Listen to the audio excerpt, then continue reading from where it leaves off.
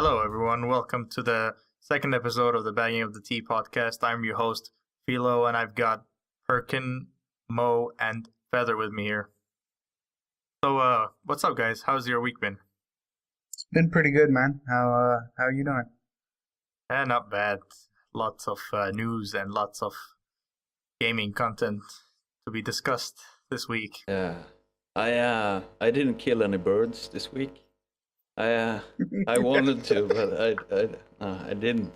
I had an opportunity as well, but I didn't take it. You did? Yeah. I've got to know, man. Why do you hate birds so much? I don't know. They shit on things. I don't like that. Well, you've always told the story of a bird you hate. Yeah. But I'm not gonna tell that one here. That might be illegal, man. That really makes me want to hear the story even more. Yeah. Well, it's not gonna happen today. I will save that for later. I gotta check if I can be convicted for animal cruelty or something. Oh shit! Is it really that bad? It is pretty bad. Well, I don't like them. Birds are stupid. I don't like birds in games either. Yeah, I know. I remember the seagull conversation. Yeah, and fighting chickens. Yeah. So what about you, Mo? You had anything going on? Yeah. Well, not really. I've been looking into a lot of different games, because frankly, I'm getting a little bit bored with the ones I'm playing right now. So I've been testing a lot of demos and a lot of arcade games. And, well, I haven't found a lot, to be honest. Well, except for Tropico. Oh, tell me about Tropico. I want to know something about that. I haven't played that. Tropico is an awesome game. You know, it's the fourth part in the series of games. And it's basically a game like Civilization or SimCity, but it has more lighter, humoristic tone. And you basically start off as a dictator of this small island. And How can that be light, man? A dictator. Well, it has a humor. It has a humor to it. You start off as a dictator on a small island, and you control everything. And there's different routes you can go, and each route you take will have different results. So you have to try and keep the people of the island happy. You have to keep the economy flowing. You have to keep your treasury up, or else if you go into depth, you'll have problems with the superpowers and Europe and Middle East and all that, which will in the end affect your revenue, your import, your export, and you might end up being broke if you burn all the bridges to all the big players. So it's actually a complex game, but it never gets too hard. It's always fun. Or you might be assassinated. Yeah, that is a possibility. Yes. But if you're a dictator, why would you want to keep your people happy? So you don't get assassinated. Well, because if you don't keep your people happy, they'll start to protest on the streets. So what I do is I show up and try to talk them down. Usually this works pretty well. You know, it gives you this prompt where it says talk to the people or calm people down, and you walk up on this group of protesters, and it actually calms them down for a couple of days. And if that doesn't work, you have options to send in the military and beat them back into their homes. And the secret police. Can I jiggle keys? Or or you can actually listen to them and go into their demands. But that might cost you a lot of money, and a lot of resources will be blocked for the time it takes for you to resolve that issue. Yeah, that game is actually it's funny because it corners you into a spot where you have to become a dictator. There's no way you can work with like America or anything like that. You always become a communist in that game, because that's the only way you will actually be able to build more buildings and all that. That is true, and that's the only way you can actually keep the overall happiness of the people up high. Because if they're not happy, they'll start to rebel, and they'll run off into the jungle and form their rebel camps, and they'll start attacking your mines and your farms, which will actually cut into your profits.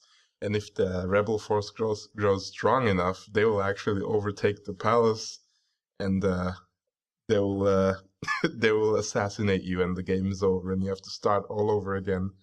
Did you play and the Civilization games, Perkin? Yeah. I play those extensively. Well, it's sort of the best way I could think to describe it is basically playing one city in Civilization and focusing on its management, one little area, instead of, forming a whole bunch of cities and dealing with a whole bunch of other civilizations. That's my impression so far. I've only put about an hour into it.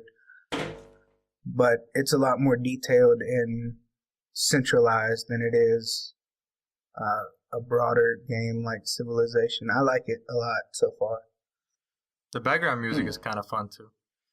Yeah, you never get sick of it.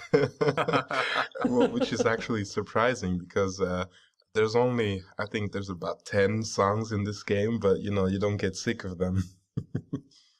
All right. Do you do any RPG gaming, Mo? Not really, no. In fact, not at all.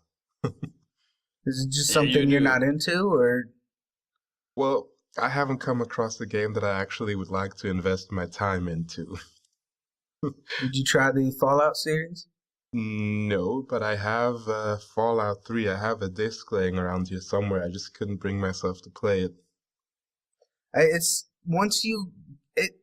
it's hard to get into if you're not into RPGs, but once you get into it, it's really a fantastic game. I would definitely recommend you try that out. All right, Yeah, so what's it Fallout 3 about? is- It's a post-apocalyptic world.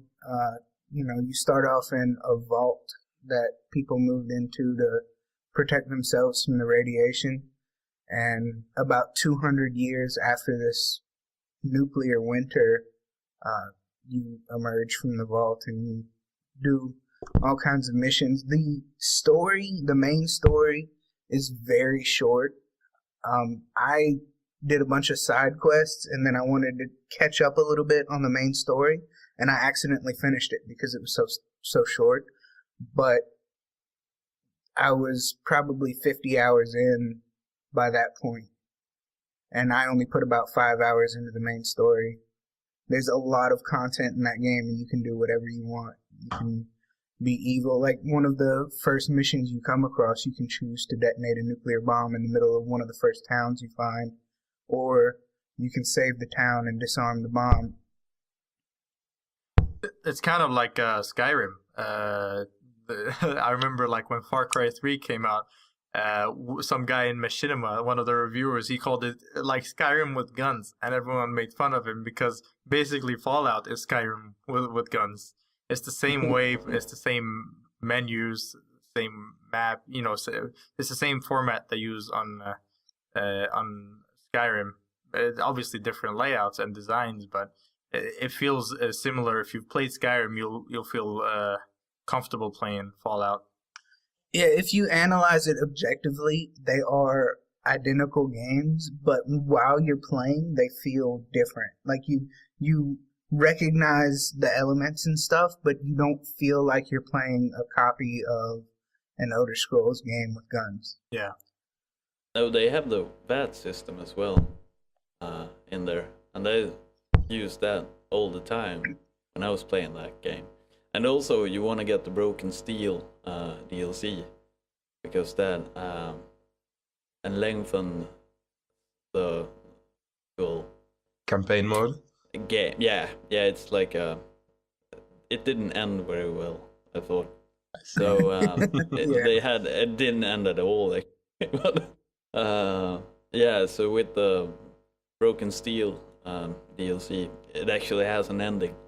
Yeah, the quote-unquote ending for the story before Broken Steel wasn't spectacular, and it was really weird. It felt odd when I came to it, but with the Broken Steel, you get to keep playing and go a lot more into some of the backstory, and it's really interesting. Perkin mentioned the VAT system, though. It's with most shooters you just shoot, but with the VAT system you can actually pause the game and choose a body part, or like the torso, and you stack up attacks on that body part. Like if I go into VATS, it'll stop the game, and then I can aim at the head, and it'll tell me my percent chance of hitting the head. And I stack up attacks on it, more attacks for smaller guns, and it will automatically shoot the gun rapidly at whatever body part you chose. And there's some interesting animations when you go into the VAT system, like if you aim at an arm or something and hit multiple times out of the VAT system, an arm can fly off. Yeah. Oh, really? Yeah, but the thing though is also it's dependent on the amount of action points you have. So the higher the level your character is, the more bullets you will be able to put into someone in VATS mode as well. It's like dependent on several things. Okay. You have and, your sorry, go ahead. No. Yeah, that's what I was trying to say. I had nothing more. you have your amount of VATS points, like you said, and then some of the other factors is like with the rocket launcher, you may only get to shoot one time because the amount of action points it takes is, say, 80, and you only have somewhere between 100 and 150 or so. While we're talking about Fallout, though, I don't know about you guys, but that game is depressing, man. It's really dark. It's really, like, when I played it, it's one of those games that you play and you kind of get too involved in the game emotionally. The game was it makes you make some difficult decisions and all that, but the setting and everything is really dark. I didn't. Yeah. I played it. I finished the first story of Fallout 3, but once I got Fallout New Vegas, I just I couldn't continue with this dark game. Yeah, it makes you want to drink. Well, isn't that a trademark of a good game that gets you, like, especially in RPG, when you get like involved in the story and it makes you want to do drugs? Yeah. Yeah, that is, but but it is very, very dark, and even when it's humorous, and there is a lot of humor in the Fallout series, but even when it is humorous, it's dark humor, like people dying in funny ways. Yeah, I remember the first two games in that series. Actually, I played them both, and the main objective in both those games were to procure a GECK. It was, I think, it was called the Garden of Eden Creation Kit. Yes, which you had to find to save your tribe. Those games much were in 2D, right? Yeah, and with a famous bug that made your cars like boot. It showed up in every screen, so you could actually go to it and pick stuff out of it, but you can never drive your car again. What I experienced. But you can store things in it.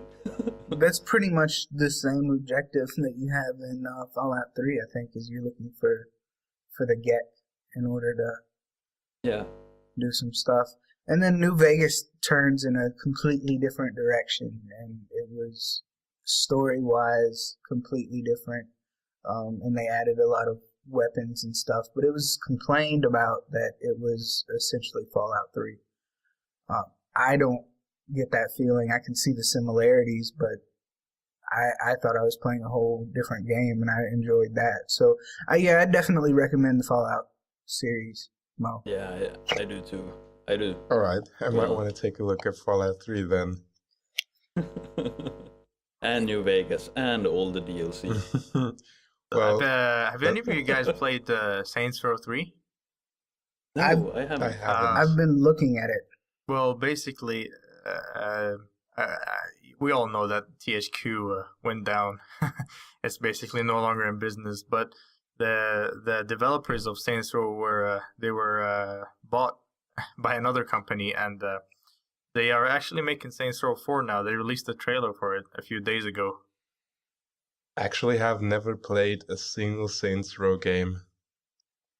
Oh man, that game is actually the series is really fun. It's basically GTA with a it's similar to Tropico, GTA with a humoristic approach more than it doesn't take itself seriously, man. Okay. You can It's like GTA, but way over the top. yeah. Well, I kind of want to return to this. I think we were onto something with the old Fallout games, and because Tim Schafer has, I think they announced that point and click game. The internet gave him a shitload of money on Kickstarter to make that game, and apparently it's called Broken Age. And it's like a point and click adventure game for the PC. I don't know if you ever played games like that, Yeah, I've played a few. like Sam and Max.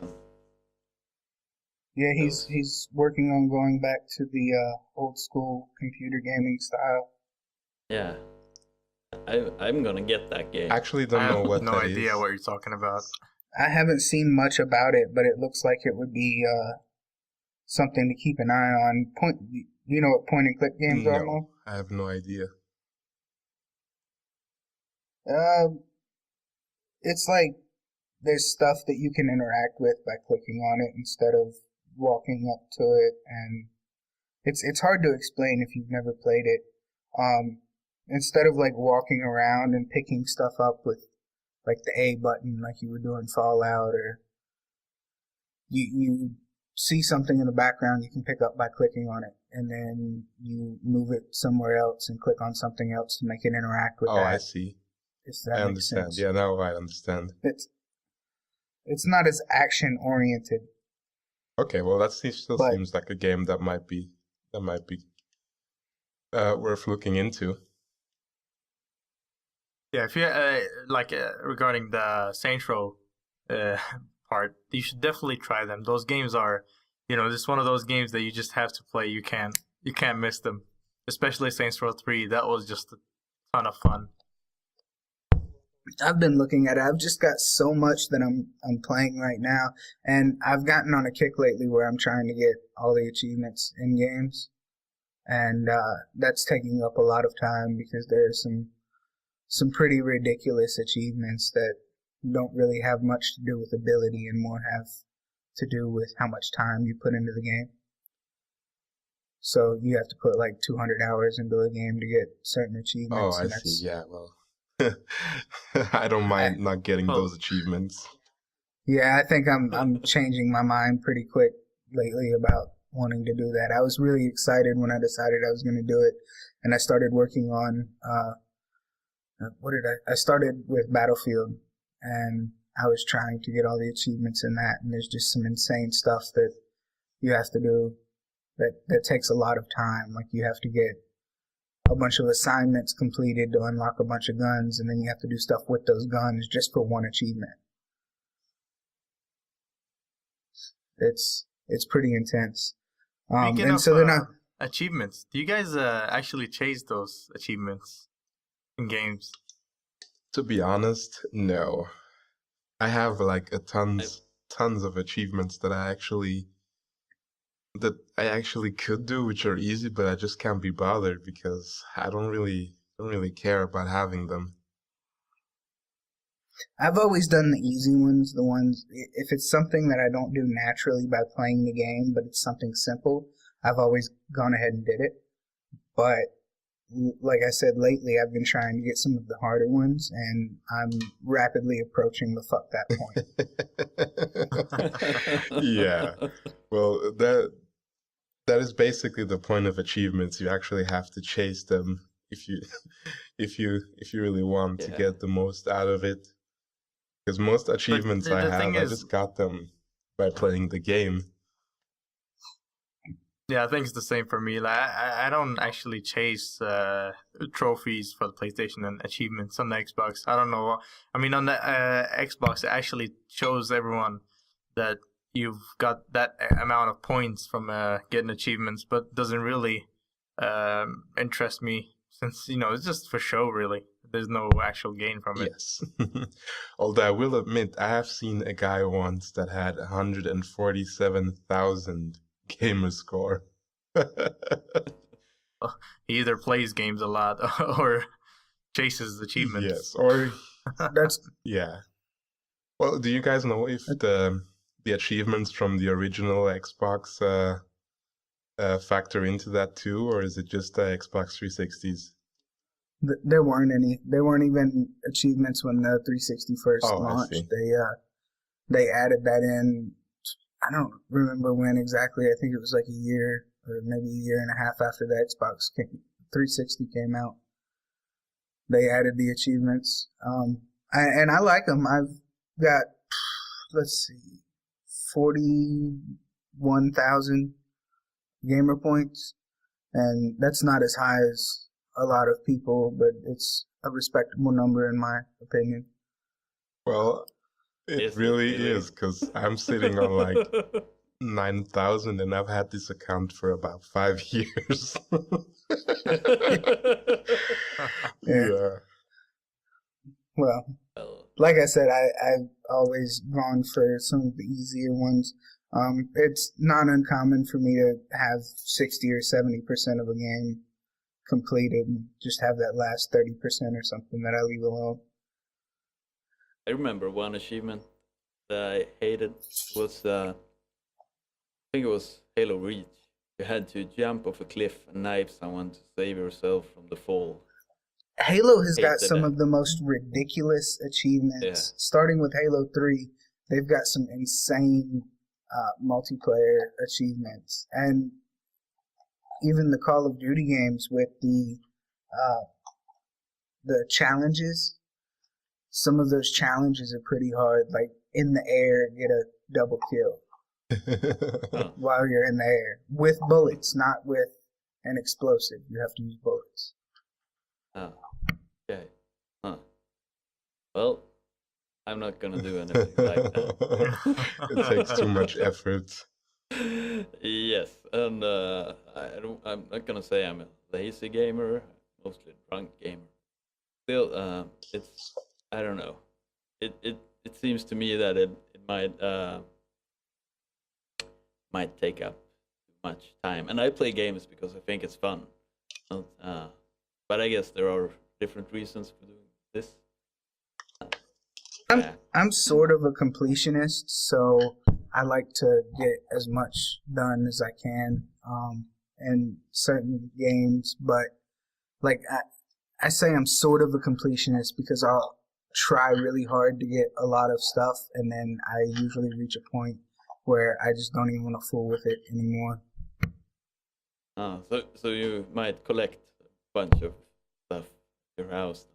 Yeah, I might collect like 299 out of 300 orbs, say, for Crackdown, and then decide the last one's too much to find, so I don't Okay. fool with it. Huh. Well, if you're really doing it just because of You're a the hoarder. achievements, you could just, go onto YouTube and there's a channel called Achievement Hunter, and they basically film themselves collecting all the achievements in the game. So if you have some kind of OCD and just have to have all the achievements, you can go on there and check them out and basically just follow Yeah, those- the pointers they give out in the videos, and you'll have the achievements. But that kind of goes against Those are it. actually, yeah, those are actually the Rooster Teeth guys that Oh, do I that. see. Huh. Yeah, but the problem with that is when you're trying to find things in a game and you found 299 out of 300 and you can't find that last one, you would have to watch all 300 videos to find out which one it is that you're missing. Yes, that there you would be, yeah, I would give up on that too. Yep. But with my mic wasn't working this week, my Xbox headset, which is why I didn't really play a lot of Battlefield multiplayer with you guys. And that's why I started working on the Battlefield achievements, and I never would have touched the campaign if I didn't want to get the achievements. So I started playing, and I played on the hardest difficulty, and Can I just say that I really hate the way a lot of games approach the hardest difficulty. It's not hard in that you need to play better. It's hard in that you have to do it in a preset order. You have to shoot this guy first and then run over here and shoot that guy. And if you don't do it, you're just dead. It's really annoying. It's not a difficulty setting anymore. It just becomes a puzzle. And you have to die over and over again to figure out what order you need to do things in. I agree with that. That I hate when that happens. It's a pain in the ass. There's probably 4 spots in the Battlefield campaign this week where I was playing, and I'd spend about half an hour on the same checkpoint because I'd have to start over so many times. And it's even worse in Battlefield because you have this mission failed, you died screen, and you have to watch that all the way through. It's probably like 5 seconds, which adds up when you die 50 or 60 times. I actually noticed that a lot in games. I'm really glad it's not just me.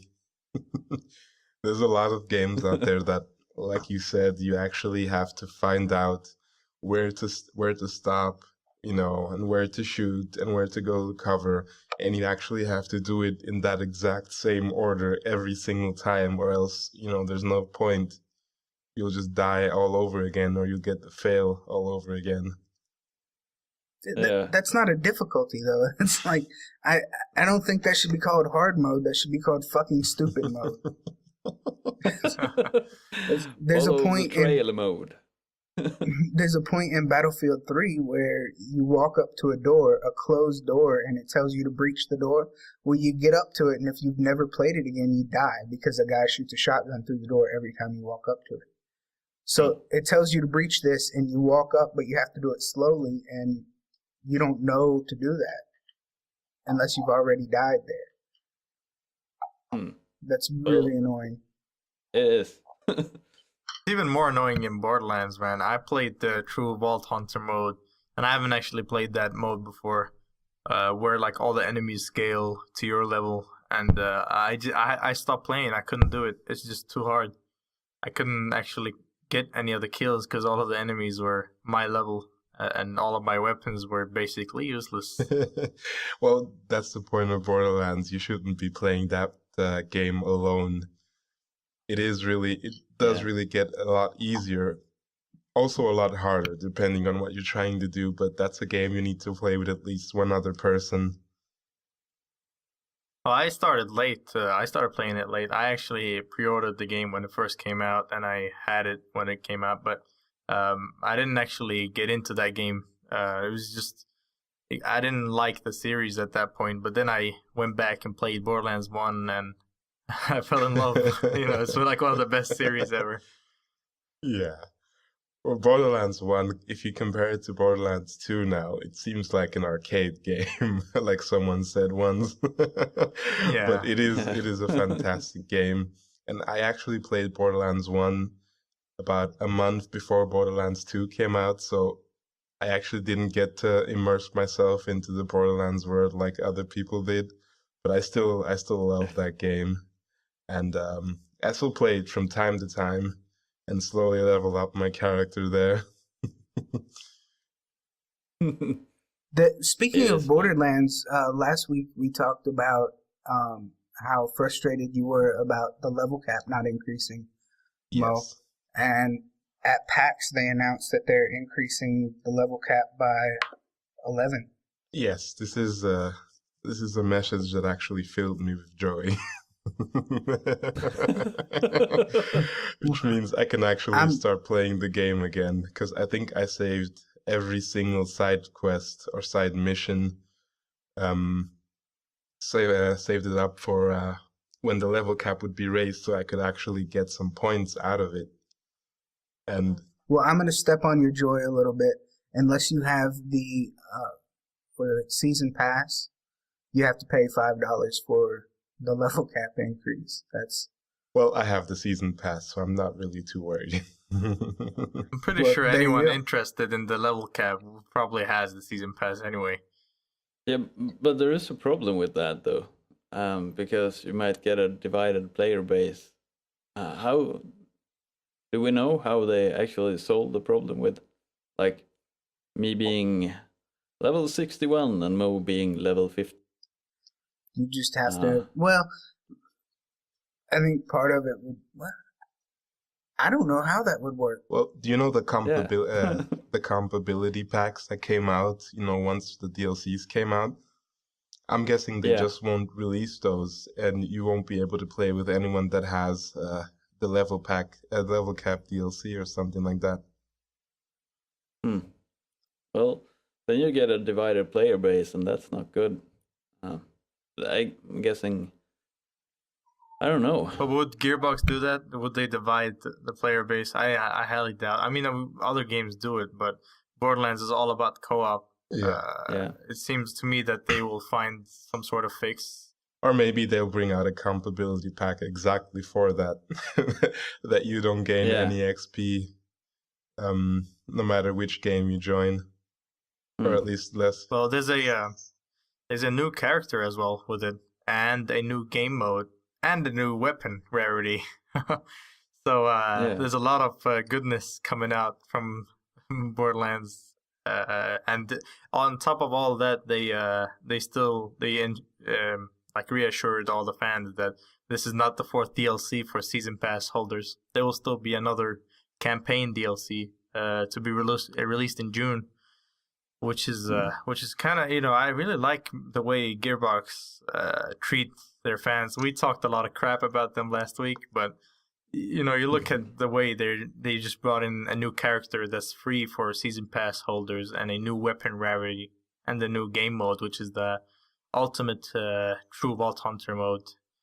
That's actually free for everybody. The ultimate Vault Hunter mode is it's free for everyone. Yeah, it's on the. It's just what that game mode is about. It's basically a third playthrough on insane difficulty. Okay. So kind of. Yeah, the enemies scale to your level 61, I think, character. That's basically, or up until level 61. Yeah, that's basically it. It's basically to cater to the 61 crowd. Oh, I see. It's True Vault Hunter mode, part 2. So this level cap, do you actually get skill 3 points, or is it just a level increase? They haven't mentioned any of that. It was a basic news. Oh, I see. Report, but I actually don't. I don't know if they will touch the skill point part. But why would you want to gain levels if you don't gain skill points? That makes sense. There must be skill points as well in it. Well, I'm not saying I want 11 skill points or anything like that, but I would be happy with 3 or 4, which means that you could actually put up some good setups without breaking the game. Yeah. I want 11. Well, I wouldn't say no to 11. Perkin wants about 100 skill points. Yes. Well, I wouldn't say I don't want 11, because I would take it gladly. But I think if you get 4, maybe 5 in there, you can actually fill 2 skill trees, or at least fill the relevant part of the skill trees, and that wouldn't make you too powerful, or your let's say you're playing as a soldier, you can actually have double turrets with 2 nuclear explosions if you get 11 skill tree points. Yes, I want that. And that might actually be a little bit too overpowered. Well, if you think about it, the enemies will be really difficult from level 50 and up. So I think the skill points would actually balance it out between their difficulty and the more special things you can do with the characters. I don't know what they're called. Okay. I mean, they're adding the pearlescent weapons Action anyways.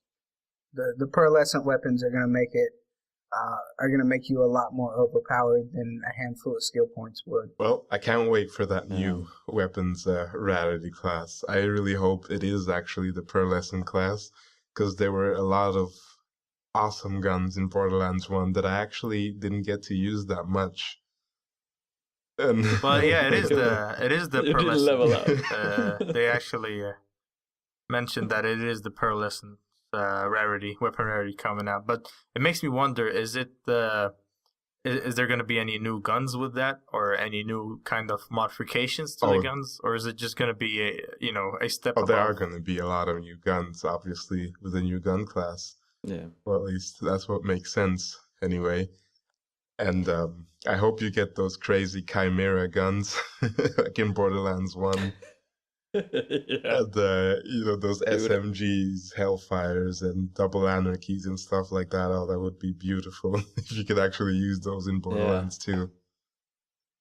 Well, yeah, for the St. Patrick's Day, they had the gun, the SMG that shoots Slag and Sharks, shoots- yeah. Yeah, That is a pretty good which, SMG. like, I actually used it. yeah, that makes me wonder if the pearlescent guns are gonna be like that, with double features and shit like that.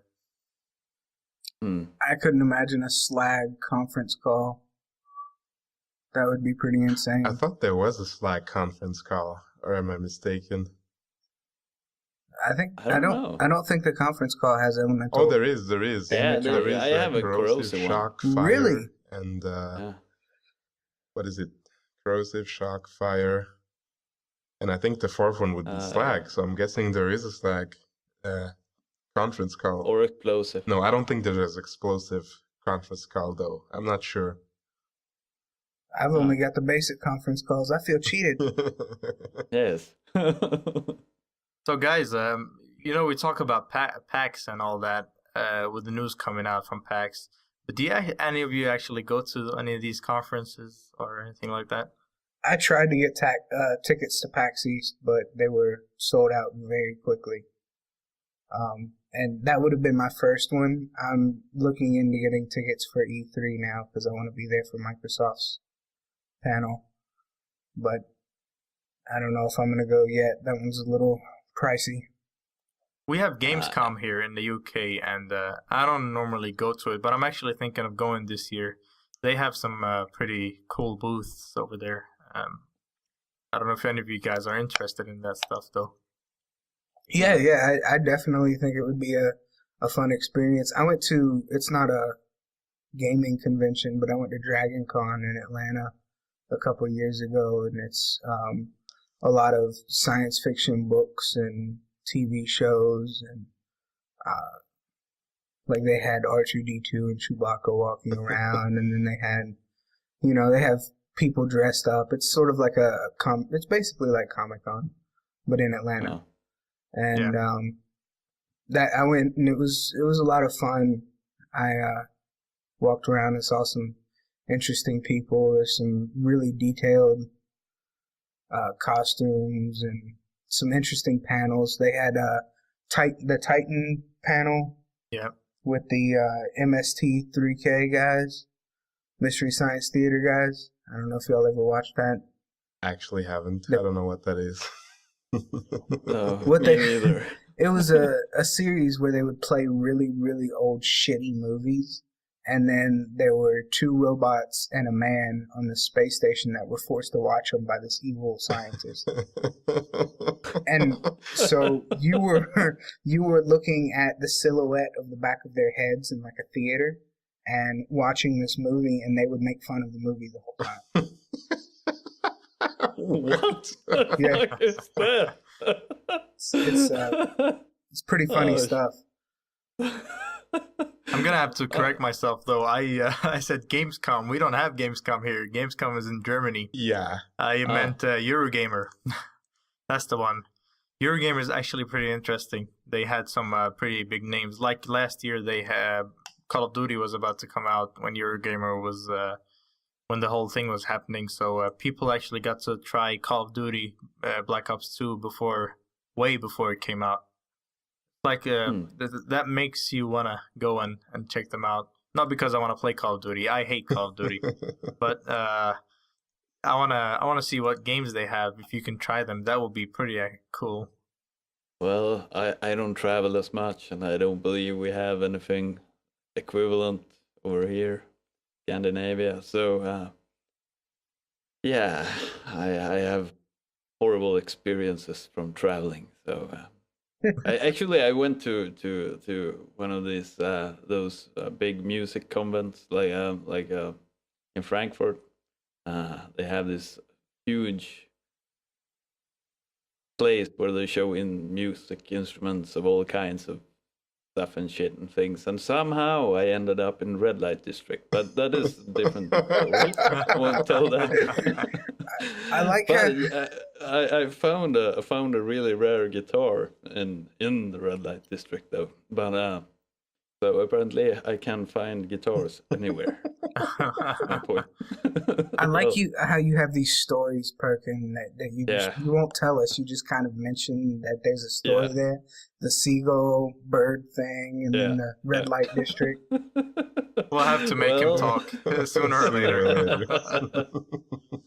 Well, someday I need to save up on these. I'm pretty old, so I have a lot of stories. Well, I actually have been to Gamescom. I think it was 3 years ago. I'm not sure. And it was actually a pretty good experience. You know, it's not like I'm looking for the word here. It's not like all these stereotypes you have of these pasty little gamer kids at a convention. Pimples in their face. Yeah. No, it was actually a lot of fun. It was modern. It was very informative. They had new gadgets. They had new games. They had booths for pretty much every big publisher or every big game company that was active, and you could try out a lot of things. You could buy stuff like consoles or games very cheap at Gamescom. It was actually quite a good experience. But since it's in Germany and that's like 1,000 kilometers from where I live, I don't see that happening again. But it was fun. It was definitely a fun experience, and if you have the chance to actually visit one of these conventions, just go for it. You won't be disappointed. Oh, Yeah, I think I'll Well- probably definitely try and go to E3. It's just a matter of cost effectiveness.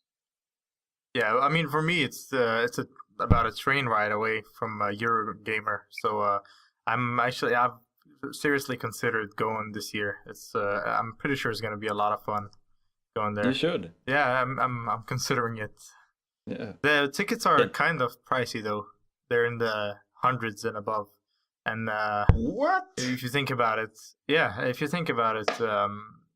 that's not really What you mean, like worth retail or resale value from the official from the official ticket ticket seller? seller. Oh man, that is really Yeah. pricey. Yeah, but you still see all those kids going, and it makes me jealous. Well, it's easy if you have parents paying for your ticket. Well, I don't know. The tickets for E3 are about $600, which would be worth it if it were right down the street, but I'd have to go to the other side of the country. So Are you meaning to tell me that people Huh. pay $600 to be among the first people to play or hear from something? well, it's like a 3 or 4 day convention, Oh, so I you get to see. see a Okay, lot of okay. stuff. But still, $600 is you could go, you know, You can go to Vegas. you could go to Vegas. Or you could go to a How many games does- week holiday somewhere in the sun. $600. I mean, that is a lot of coin. It's a lot of dough. Do you at least get Yeah. some kind of, I don't know, some kind of basket or something, you know, fruits and cheese and all that? You get a nifty laminated badge. Well, yeah. Yeah, I wonder, do you actually get anything like any merchandise or anything from big companies? When Microsoft announced the latest version of the Xbox 360 in 2010, they gave everybody who was in their little panel room one of the new versions of the Xbox. I can't remember if it was the Slim or the Elite. It had to. Wow. But everybody that was there got one mailed to them. It had to be the Slim. 2010. Yeah, it had to be the Slim. That sounds like Oprah. Yeah, sounds like Oprah. Everybody look under your seats. There's a house and a boat. Yeah. Well done. You paid $600 for a console. Yeah, if I was guaranteed a console, I would definitely pay for it. Well, I actually I've been thinking about console stuff and things. I was looking at this Nintendo flyer. I like the Nintendo. I do. I'm trying to tell myself it. Anyway. You're trying to convince yourself. Yes. Well, like, have you? If I'm posting I think I posted the link in the chat here. Yeah. Where we have, if you would look at that image of the, like, why the hell would you try to promote your console in this way, where you have the pros and like all the things that your new shiny console can do and all the things that your old one can't? Why is that even, like, why use a Wii U accessories? In what way is that promotional? What way is that good thing, Yeah, I mean, we would expect for the Wii U to use the Wii U controller. You don't have to tell us. Yeah. Off TV play. What the hell? Yeah. Well, that might actually be a good thing, though. If you have to try and convince people that your new console is better than your old console, you're probably doing it wrong. Yeah. Something has to. If you compare that to we're back at Borderlands again, but they actually took a midget and stuffed him in a vending machine and had him made kind of a punked show where the midget would jump out and scare people. That's funny to me. And you'll be able to find the link to the flyer that Perkin is talking about in the description section below the podcast on YouTube, just so and the comments field. Yeah, listeners know we're not going to be talking about something you can't see. Yeah, well, that makes me think the Xbox 360. They promoted the Kinect. That Kinect sucks. Everyone knows that. Oh my God, the Kinect! Don't get me going. And on this, there's we're still hearing rumors about them wanting to make Kinect a vital part of the new Xbox, which to me sounds stupid. You've got this thing that doesn't work, or is it really is just a bad idea? Why would you want to have it in your new console? It's not that it's a bad idea. It's just not been implemented as well as it could have. They should have spent a little more time developing it. It seems it's really advanced stuff, but it seems kind of crappy because it didn't do as much as they promoted it to do. Yeah, and the thing I have, and I'm sorry for cutting off here, but I'm furious at this thing. I own one and I hate it. And it like, what? Why would you want to have a controller that makes you look like an asshole while you play a game? Like, why would you ever want that? Why would I don't want a small movie of me throwing an imaginary ball at some kales. What the fuck? It's so damn stupid. Some of the features are cool, I think, like being able to tell your Xbox to turn off. Yeah. Well, that man's microphone, it doesn't demand a Kinect with a depth perception camera. And the price of the Kinect when it first came out, and it still is £130 here in the UK, and that's the price of an Xbox. Yeah. You can probably get an Xbox cheaper than that. So I don't understand why they keep pushing this Kinect thing on us. We don't want it. Well, it's all rumor and speculation right now. I think if going back to you don't want it, I think if it worked better, then they'd find uses for it in the games that would be interesting. But shit. Yeah, I know. They have this basic idea of something, and they want us to use it. They want us to use the Kinect because they think it's going to improve our gaming, but they don't actually see what the consumers are struggling with their products. We don't actually like their camera thingy with a mic on that detects your movements. I don't see how that's why the Wii is here and the Wii U and all that. That's what people enjoy about them. But the PS3 and I know it might be for families or more family oriented, but we don't actually, us gamers, or the more hardcore gamers won't enjoy it. It's just not. It's not for any of us. Yeah, the whole idea of it is kind of stupid to me because no one actually knows what to do with this thing. The developers doesn't know how to use it in a reasonable way. I don't believe Microsoft knows either. We don't know how to use it because it doesn't work. And yeah, in the end, it's just a piece of crap that no one uses. It's all rumors and speculations right now, but supposedly they're going to be improving on it with this new system. It only detected like the joint at your wrist. It didn't detect your finger movements and stuff, and they've added that so you get full range of motion with your hands now, and they've added more joint detection all over your body. There's all kinds of different things that it can be used for now, but for people who have kids, none of us have kids or anything, but for people who do, if they want to play Battlefield and be a hardcore Battlefield gamer, and then they have like a 5-year-old who wants to play Just Dance 4 or whatever, they'd be able to do that all in one system, and they wouldn't have to buy a new system. But I don't think that it should be. They're talking about it being always on, that you can't play without the Kinect in the next Xbox. Yeah, and I think that's a really bad move. Making it mandatory is awful, but I don't think that it's a bad thing for optional gaming. Okay. Well, I want to move away from gaming a bit. Gaming occupies our life too much. Why? Why? I've been watching this TV show called Community. That is awesome.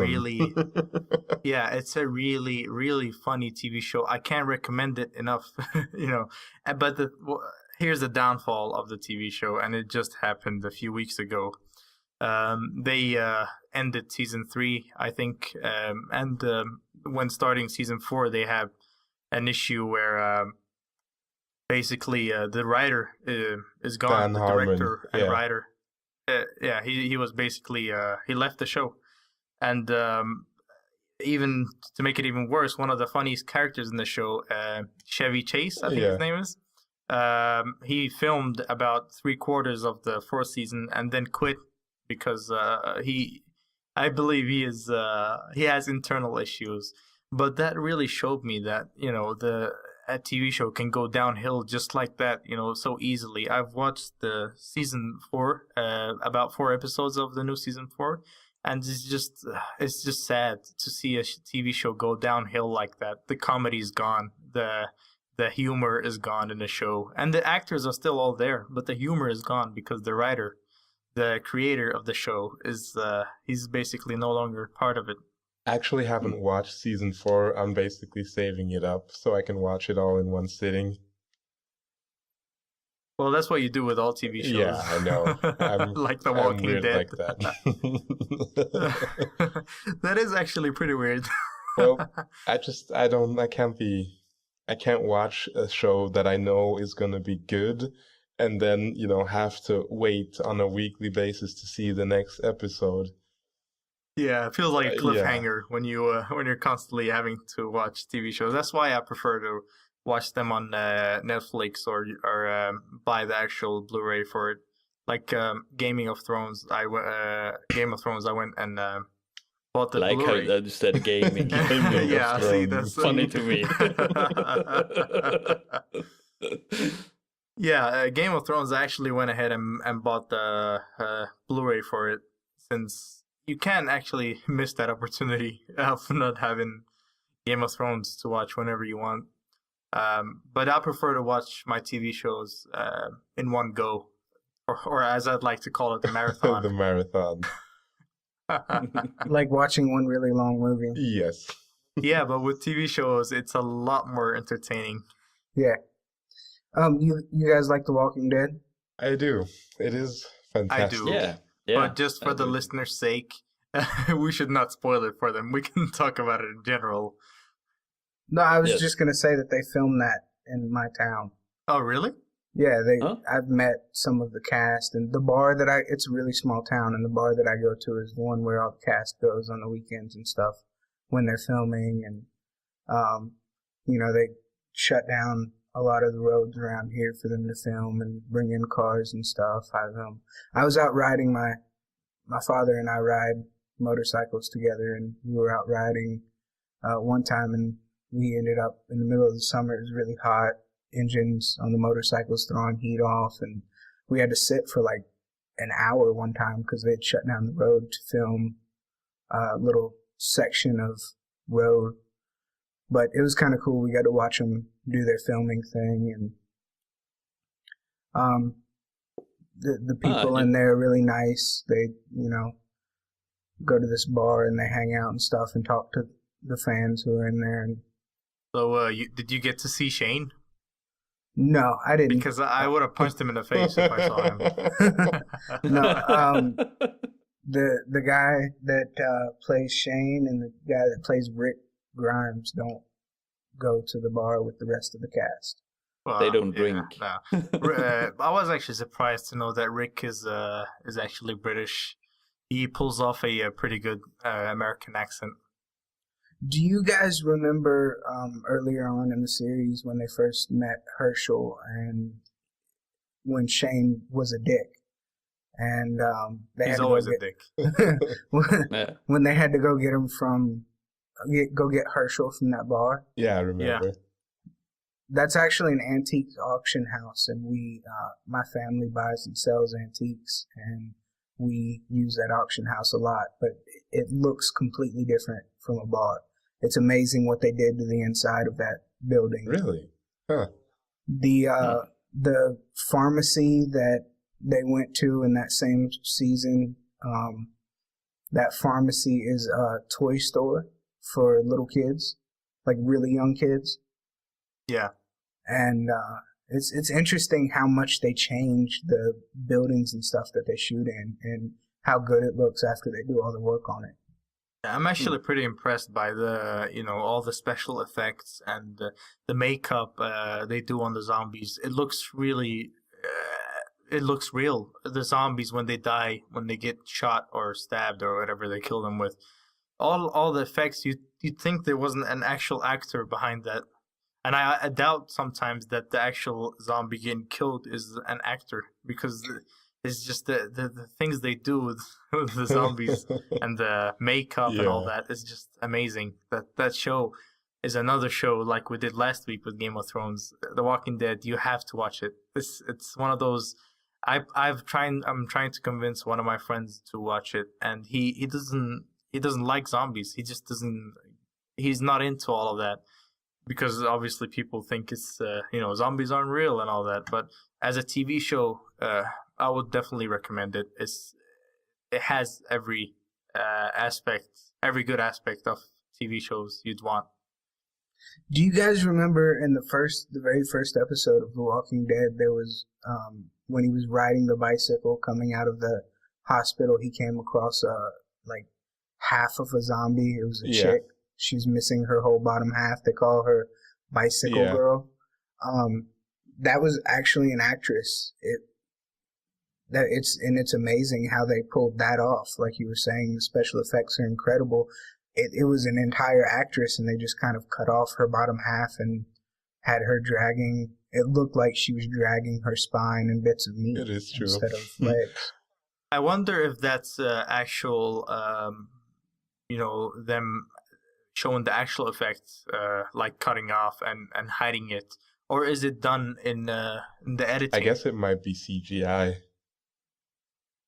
Yeah, I think it was might be CGI. easier for them. Yeah, it has to be, because it's really hard to pull off that kind of thing in front of the camera. Speaking of that bike lady, if you want to know how she happened to get there, there's webisodes of that particular person. I think there's 6 episodes, and you can actually see how she got to, be where she is. Starting from the outbreak and her actually ending up there. I don't even remember who that character No, is. she's not important. She's just the character that Rick comes up on in the beginning of the show. In the first episode. But Oh, is it the one? Yeah, the one one that that he- pulls him in the leg. Yes.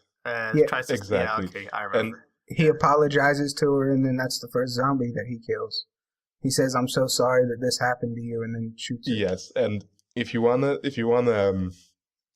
get your Walking Dead fix, there's webisodes for pretty much everything. So when you're in between episodes, you can go to AMC's homepage, and you can actually watch webisodes there. And there's a couple of new episodes too for season 3 as well. So you might want to check those out. They're actually pretty cool. They're really cool, and they're just as high quality. Yes, as and the- they're just as high quality series. as the TV show.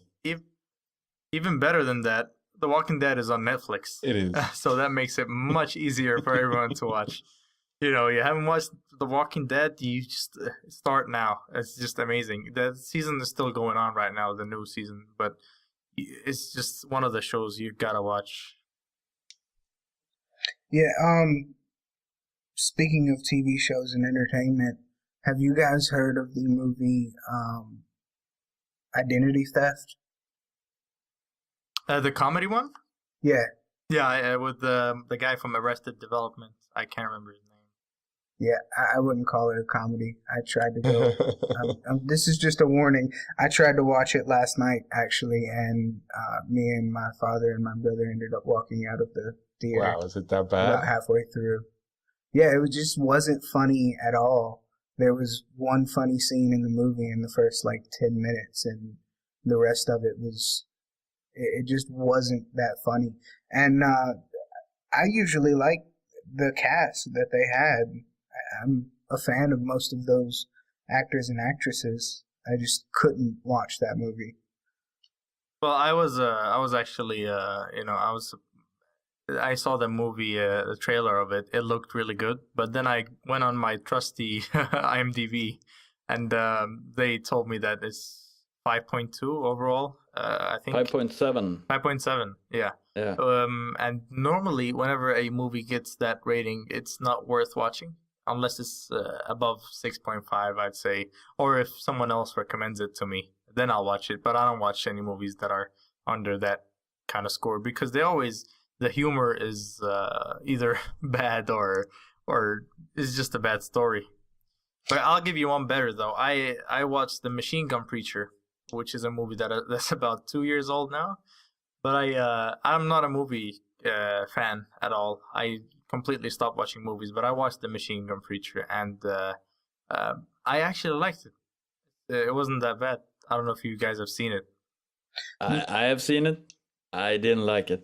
Oh, really? No, yeah. I had issues with some parts of it, mostly the religious thing. I don't know. I've seen the previews, but I couldn't really make myself watch it. It didn't look like something that I would be interested in, but it did look like a well done movie. It was. It really was. The mixture of a good story and the action. I like that. I don't like a movie where the action is just constant. I like movies where the story is actually, the main part, and then we get some action, which was that That was the case really in the Machine Gun Preacher. I really like the guy, the actor. Gerard I always Butler. forget his name. Yeah, Gerard Butler. He was actually they did a decent job at, and it's even harder when you're reenacting a real life story, and that's what it is. The movie is a real life story of a guy who did the same thing. Yeah, he's apparently alive still. Yeah, and he's still doing all that charity stuff he does. Which if the story was accurate to the movie, I would say that is pretty impressive. I'm a huge fan of movies, though. You said you're not a big movie person. I love movies, and I usually, even if a movie's not quite that good, I usually deal with it, and I don't normally have negative opinions of movies. I just have movies that I loved and movies that were okay to watch once. But this movie, I don't even want to ever see the preview again. The Identity Theft movie. It was so horrible. And when we walked out of the theater, my brother looks at me and he says, I knew that movie was going to be bad. I was like, you fucking dick. You're the one that picked it. If you knew it was going to be bad, why did you have us go see that? Oh, well. Is there anything else anyone wants to talk about? No, I'm out of ideas. Okay, well, this has been the Bagging of the Tea crew with another podcast. Again, catch us on YouTube and Podomatic. We're going to be on iTunes very soon, so I will link you that. Yeah, that's basically it. We'll catch you guys next week, and Philo, out. It's good talking with you guys. See you next time. Yeah, it was fun. I'll see you guys next time. Yes. Bye-bye.